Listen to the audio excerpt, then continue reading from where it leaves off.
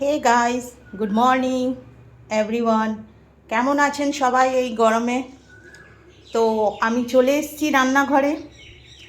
আর রান্নাঘরে আজকে রান্না মেনু হচ্ছে এই যে ইলিশ মাছ, বাংলাদেশি ইলিশ আছে এটা। এই ইলিশ মাছের ভাপা করব।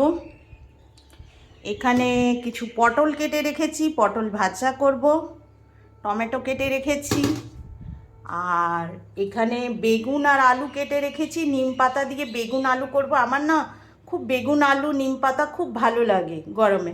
আর গরমে তো তেতো খেতেই হয়, বলুন। তো কে কে ভালোবাসেন বলবেন নিম বেগুন। আর এখানে এখানে চিংড়ি বেটে রেখেছি। এখানে একটু মসুর ডাল আর অড়হরের ডাল আছে। এখানে বেসন ভেজে রেখেছি, একটু চালের গুঁড়া দিয়েছি।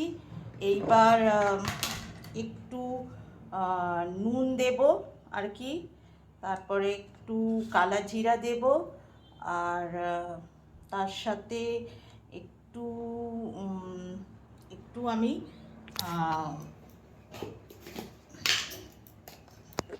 আমি লাল লঙ্কা গুঁড়া দেব, যেটা কাশ্মীরি লাল মির্চ।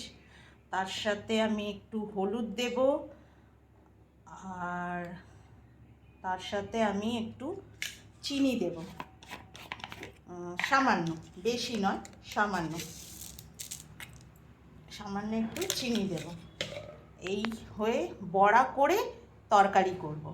তাহলে পরে আবার আপনাদের কাছে আসছি, আগে আমি প্রিপারেশনটা করে নিই। Thank you.